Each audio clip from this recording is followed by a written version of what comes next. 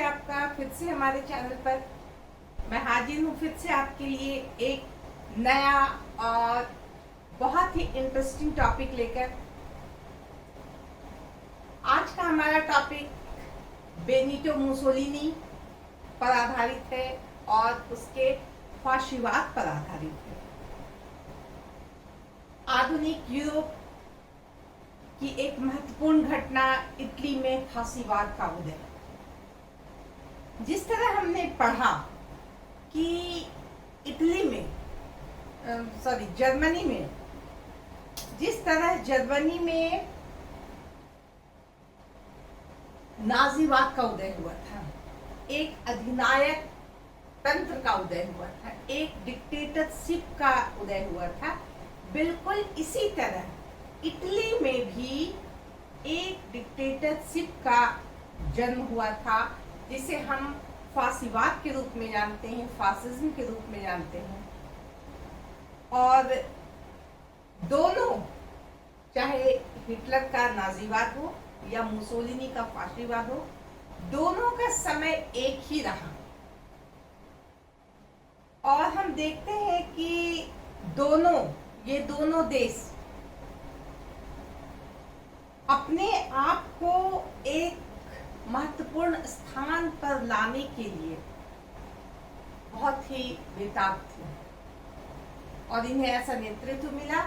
कहीं Benito Mussolini मिला, कहीं एडोल्फ हिटलर मिला, और इस तरह से जर्मनी या इटली दोनों को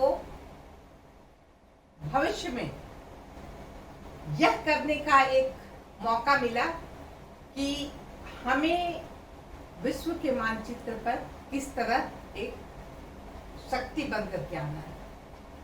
यह उद्देश्य था इनका। तो आज का हमारा यह जो टॉपिक है बहुत ही इंटरेस्टिंग है।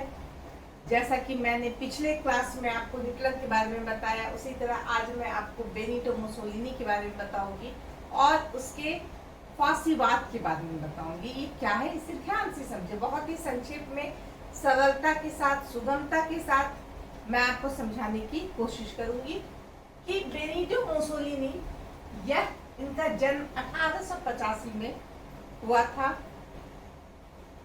रोमाना इटली में रोमाना के पहाड़ी प्रदेशों के बीच एक गांव में इनका जन्म हुआ था। और इनकी प्रारंभिक शिक्षा दीक्षा ठीक ठाक हुई। भविष्य जब ये अपनी पढ़ाई लिखाई पूरा कर लिए तो इन्होंने शिक्षक का पद अपनाया, उसे शिक्षक के पद पे नौकरी मिली। लेकिन मुसोलिनी जो है वह साम्यवाद के समर्थक थे। उनका विचार थोड़ा सा हटके था, वो कम्युनिस्ट थे, वो टिक नहीं सकते। हम देखते हैं कि शुरू में मुसोलिनी साम्यवाद के समर्थक थे। जैसा कि हम जानते हैं 1917 में जब क्रांति हुई थी रूस में और साम्यवाद अपने चरम पे था, विश्व की हर तरफ साम्यवाद का एक अलग महत्व हो गया था। साम्यवाद बहुत प्रभाव डालने लगा था। बहुत सारे लोग साम्यवाद से प्रभावित हो गए थे। उन्हें साम्यवादी व्यवस्था स्वीकार थी, संसदीय व्यवस्था से वो तौबा करने लगे थे। तो इस तरह से हम देखते हैं कि बेनिटो मुसोलिनी एक अलग रास्ते पर चल रहे थे। इसी बीच फिर से हम यह देखते हैं कि 1914 आया, फर्स्ट वर्ल्ड वार शुरू हो गया। और फर्स्ट वर्ल्ड वार में मुसोलिनी ने सेना में भाग लिया। वो एक सैनिक के रूप में इटली की तरफ से मित्र राष्ट्रों के लिए लड़ने गए। हम देखते हैं कि 1915 में इटली भी मित्र राष्ट्र की तरफ चला गया था। प्रथम विश्व युद्ध में भाग ले लिया था और मुसोलिनी भी इस पक्ष का समर्थक हो गया था कि हमें मित्र राष्ट्रों का साथ देना चाहिए, क्योंकि अगर हम मित्र राष्ट्रों का साथ देंगे तो जो भी हम जिसको वो अपने पक्ष में रखा था, जो उसके दल के लोग थे, जो उसके बात से सहमत होते थे, उसने समझाया कि हमारा भला, हमारा कल्याण, इटली का कल्याण इसी में है कि हम इन मित्र राष्ट्रों का साथ दें ताकि हमें फायदा हो। बहुत सारी संधियां हुई थी, जैसा कि हम जानते हैं फर्स्ट वर्ल्ड वॉर के पहले, फर्स्ट वर्ल्ड वॉर के दौरान बहुत सारी संधियां एक दूसरे से हुई थी कि तुम मुझे साथ दो, मैं तुम्हें ये क्षेत्र दूंगा, तुम मेरा साथ दो युद्ध में, मैं तुम्हें ये दूंगा। तो इस तरह बहुत सारी बातों पर बहुत सारे देशों ने संधि की थी। इसमें इटली ने भी फ्रांस और इंग्लैंड के साथ संधि की और उसे भी बड़े बड़े नजारे दिखाए गए कि आपको, जब आप हमारा साथ देंगे और जीतेंगे तो आपको बहुत कुछ मिलेगा। तो इस तरह से हम देखते हैं कि शुरू में जो मुसोलिनी साम्यवाद का समर्थक था, वह बाद में 1914 आते आते वह साम्यवाद का विरोधी हो गया। युद्ध शुरू हुआ, इटली ने भाग लिया जैसा मैंने बताया 1915 में, और अंततः जब युद्ध समाप्त हुआ और वर्साय की संधि हुई, पेरिस में जब संधि हुई, तो उसमें जो 4 महत्वपूर्ण व्यक्ति थे उसमें इटली का प्रधानमंत्री भी था। वह भी बड़ा भाव में गया हुआ था कि भाई इंग्लैंड फ्रांस से कम हम नहीं हैं, लेकिन उसकी गलतफहमी थी। वो तो सोचा था कि इस पेरिस संधि सम्मेलन में मैं जाऊंगा तो मुझे बहुत फायदा होगा, मुझे अफ्रीका के बहुत सारे प्रदेश मिलेंगे, मेरे उपनिवेश जो इधर उधर हो गए वो हमें मिलेंगे, हमें जो संधि हुई थी 1915 में उसके अनुसार हमें बहुत फायदा होगा। यह सोच करके ऑरलैंडो, जो यहाँ का प्रधानमंत्री था इटली का, वो गया, लेकिन इसे कुछ भी नहीं मिला। कहा जाए तो पेरिस शांति सम्मेलन में इंग्लैंड और फ्रांस का ही महत्व था। उन लोग जो चाहा वो किया अपने फायदे के लिए, और इटली जो इतना उत्सुक होकर के गया था उसका कुछ भी नहीं हुआ। तो इस तरह से हम देखते हैं इटली का कुछ भी नहीं हुआ। इस तरह से हम देखते हैं कि इटली की राजनीति में परिवर्तन आने लगा। वहां भी युद्ध के बाद गणतंत्रात्मक शासन आ गया। इस तरह से इटली की राजनीतिक स्थिति में बहुत बदलाव आया। जब युद्ध समाप्त हुआ तो यहाँ भी गणतंत्रात्मक व्यवस्था अपनाई गई।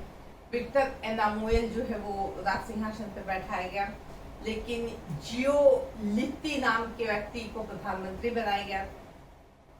लेकिन फासिस्टवाद का जो प्रणेता था, जो फासीवाद का या फासी दल का जो संस्थापक था मुसोलिनी, वह एक अलग सोच में था। जैसा कि मैंने बताया वो साम्यवादी था, साम्यवादी से उसने अपना विचार बदल लिया। अब उसने एक दल बनाया, 22 लोगों से उसने एक दल की शुरुआत की, और इस तरह के दल हर इटली के सभी नगरों में बनाया गया। इसको जो ऑफिस होते थे, जो संगठन होता था, उसको फेशियो कहा गया, और यह फेशियो जो है इटली के प्राय सभी नगर में बनाए गए। और इस फेशियो के अंतर्गत बहुत सारे सदस्य जुड़ते चले गए। फासीवाद या फाशी दल की जो है लोकप्रियता दिन प्रतिदिन बढ़ते गई। कहा जाता है पहले 22 लोग थे, 12,000 लोग हुए, 30,000 लोग हुए, और अंततः 3 लाख हो गए। ये फेसियों की संख्या जो थी, कभी 1 थी, 5 थी, कभी अब 200 हो गई। कहने का मतलब इस फेसियों से लोग जुड़ते गए, और इसकी संख्या बढ़ती गई। किसकी? जो मुसोलिनी के विचार से सहमत थे। और मुसोलिनी का क्या विचार था कि अपनी इटली को एक स्थान देना, जिस तरह इटली के साथ धोखा हुआ है वो चीज को दूर करना, उसे फिर से एक जगह पे लाना। तो इस तरह से हम देखते हैं कि ये विचारधारा मुसोलिनी द्वारा लाया गया, यह विचारधारा लोगों के बीच बहुत ही लोकप्रिय हुआ और चारों तरफ पूरे इटली में फांसी दल का प्रभाव चलने लगा। लेकिन अभी मैं बात करूंगी कि इटली में फांसीवाद के उदय की क्या कारण हुए, ऐसे क्या कारण हो गए कि इटली में मुसोलिनी ने एक दल बनाने का सोचा, उस दल का अपना कार्यक्रम सोचा, उसके एक अपने उद्देश्य थे, उनकी अपनी नीति थी। ऐसा क्यों हुआ? तो इसके पीछे बहुत सारे कारण थे। इटली में फांसीवाद के जन्म के बहुत सारे कारण थे। इटली में फांसी दल के उदय के बहुत सारे कारण थे। तो चलिए हम इन कारणों की चर्चा करते हैं। सबसे पहले वार्साय की संधि से असंतोष। जैसा कि मैंने बताया कि जो संधि हुई प्रथम विश्व युद्ध के बाद, फर्स्ट वर्ल्ड वॉर के बाद जो संधि हुई, उसमें जैसा मैंने कहा कि इटली ने सोचा था कि मुझे तो बहुत मिलेगा। इटली के प्रधानमंत्री वहां खुद गए हुए थे, वो बहुत ही मुख्य भूमिका में थे ऑरलैंडो, लेकिन उनका कोई महत्व वहां, उनको कोई वहां महत्व नहीं दिया गया। महत्व किसका था? इंग्लैंड का और फ्रांस का। उन्हें जितना कुछ मिलना चाहिए था कुछ भी नहीं मिला। तो इस तरह से बहुत दुखी हो गए ऑरलैंडो, और साथ ही जो इटली की जनता थी वह भी दुखी हो गई।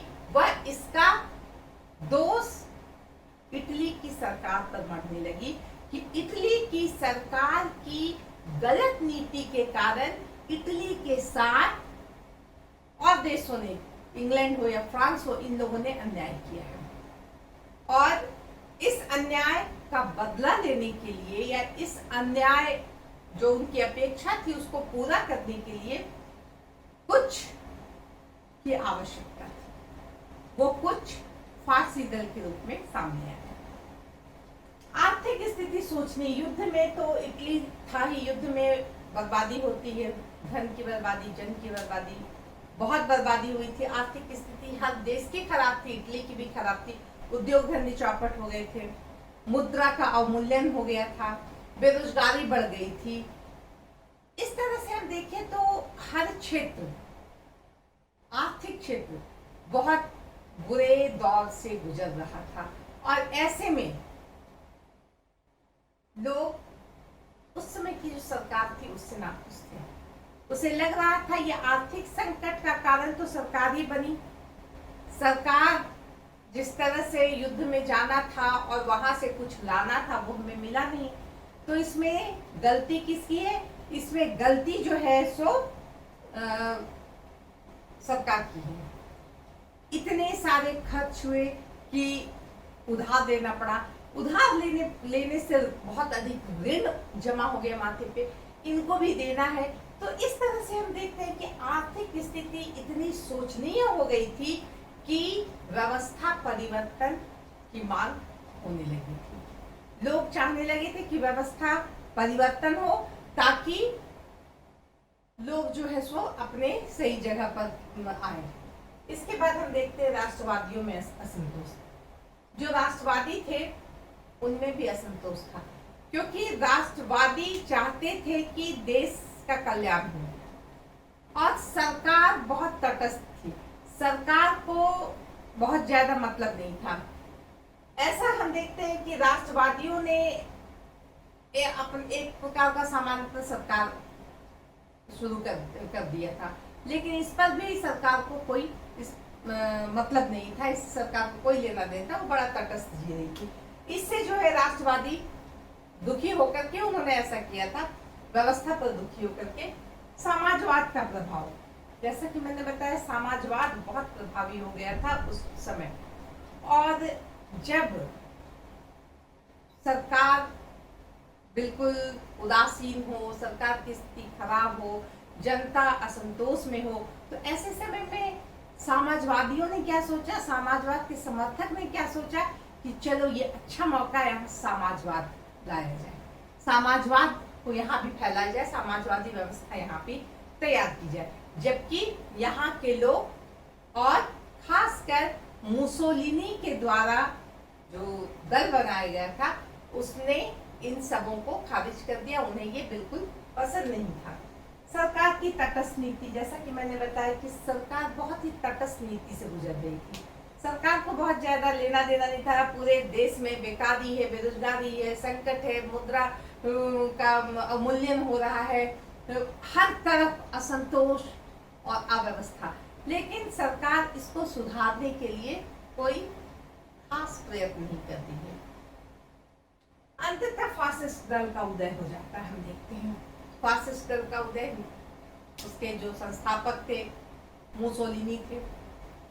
मुसोलिनी के अंतर्गत एक स्वयं सैनिक दल हो गए, उनकी एक सेना हो गई। वो सेना जो है काले कपड़े पहनते थे, अस्त्र शस्त्र रखते थे, उनका अनुशासन था, उनका नियम था और उन सारे नियमों को वो मानते थे। और इसका हेड, इसका कमांडर कौन था? मुसोलिनी था। चूंकि ये काले कपड़े पहनते थे इसलिए इसे काली कुर्ती वाले भी कहा जाता था। तो इस तरह से इनकी संख्या, जैसा कि मैंने बताया, कि बहुत अधिक हो गई थी। मुसोलिनी के अंतर्गत जो सेना स्वयं सेवक सैनिक बने, उनकी संख्या बहुत अधिक हो गई थी और मुसोलिनी के समर्थक भी बहुत अधिक संख्या में हो गए थे। अब मुसोलिनी का एकमात्र उद्देश्य था शासन पर अपना कब्जा, और इसके लिए वो प्रयत्नशील हो गए। उनके सैनिक तैयार थे। उन्होंने 22 या 23 मार्च 1919 की बात है, इसकी स्थापना हुई थी। उन्होंने 1922 में सरकार को यह अल्टीमेटम दिया कि आप अपनी जो शासन व्यवस्था मेरे हाथ में दे दीजिए। अगर आप मेरे हाथ में ये शासन व्यवस्था नहीं देंगे तो हम रोम पर आक्रमण कर देंगे। यह सुनकर के जो वहां का शासक था विक्टर एनामुएल, वो डर गया और वो जो एक उसका प्रधानमंत्री था जियोलिटी, वो भी आतंकित हो गया। विक्टर एनामुएल ने कहा कि ठीक है, देखा कि अगर हम इसे नहीं माने, इसकी बात को माने, तो गृह युद्ध की संभावना हो सकती है। और गृह युद्ध से बचने के लिए उसने शासन की बागडोर मुसोलिनी के हाथ में दे दी।